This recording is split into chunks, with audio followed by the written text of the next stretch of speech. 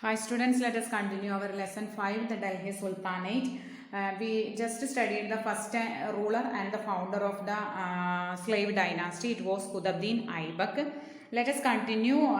He followed by his son, Qutbuddin Aibak's son. After his death, how it was happened and all in our last class we studied. And after his death, his son Aram Shah became the Sultan of Delhi. But he was an incapable ruler, not at all efficient ruler. That's why he was overthrown by Iltutmish. Remember, Iltutmish. Iltutmish actually son-in-law and a slave of Qutbuddin Aibak. Iltutmish was the governor of Bihar at the time of his accession to the throne. He was a slave and also son-in-law of daughter's husband of Qutbuddin Aibak. He was very powerful ruler and he had to face many problems at his first time when he became the ruler of Delhi. And foreign enemies as well as internal rebels wanted to overthrow him. Foreign enemies means some outsiders also made some problems to him. Also inside the country or inside India also he faced many more problems. One by one I will tell.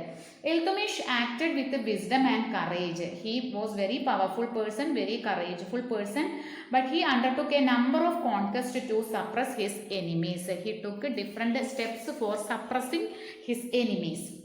He defeated the Rajput rulers of Ranthambore, Ajmer, Gwalior, Malwa, Ujjain and Mandu. These are the different regions of the Rajput rulers ruled in present Rajasthan and the nearest places. The Rajput different kingdoms inside that Rajput rulers, and these different regions ruled different Rajput rulers. They were defeated by Iltutmish. That was the first problem he faced inside the country. Also, he defeated Kubacha. He was the ruler of Multan and Yaldos, and he was the ruler of Ghazni. We studied, Mahmud Ghazni. From Ghazni, during this time, the ruler was Kubacha. He also, Iltutmish also defeated this person, and also he recovered all the territories which had once formed a part of Mahmud Ghazni's empire. Muhammad Ghazni, once it was captured, that all the places again recaptured by Iltutmish. By because means he was very powerful and a very courageful person. Iltutmish used diplomacy to save his kingdom from the threat of Mongol invasion. It was foreign problem or foreign invasion he faced, that was Mongol invasion. In 1221, Mongol leader Chengiz Khan, remember his name, again we want to study once also, so remember the ruler or the invader from Mongol, it was Chengiz Khan. He conquered many parts of Central Asia, chasing the ruler of Chengiz Khan came here by chasing Khwarizm. The Mongols came up to bank of Indus river and threatened Iltutmish's empire. River Indus, actually we studied last year Indus Valley civilization, and reached up to that much region itself, and he was requested means the ruler of Khwarizm requested Iltutmish to provide him shelter, that protection needed him, but sensing the danger of Mongol attack on his empire, he diplomatically refused him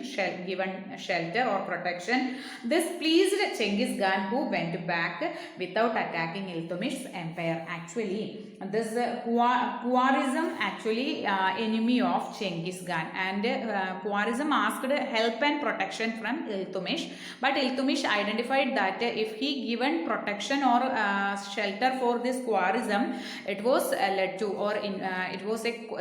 the reason for invading Chengiz Khan or Mongols. The Chengiz Khan's people are known as Mongols.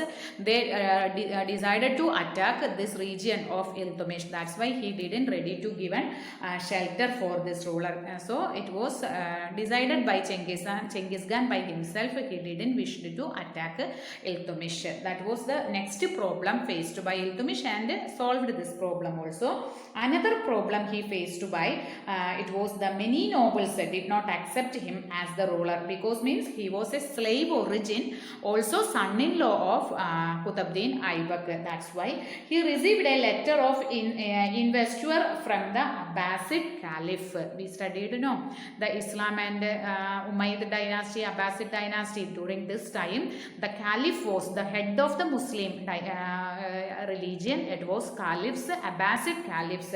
He asked permission or investiture letter from Abbasid man. That means permission to be the ruler. And this was a formal recognition of his independent position as a sultan. And also Iltutmish organized a group of powerful Turkish nobles. The Turkish nobles group he formed, it was called as Chalisa. Remember, it's a 1 mark question. Otherwise it is known as a corps of 40 slaves. 40 slaves, number of the slaves. And also they were powerful nobles also, Turkish nobles.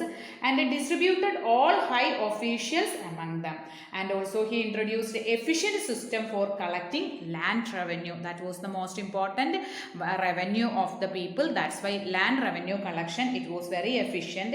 He divided his empire into numerous big and small pieces of land. The small and big pieces of land was known as iktas. Remember students, another 1 mark question, iktas.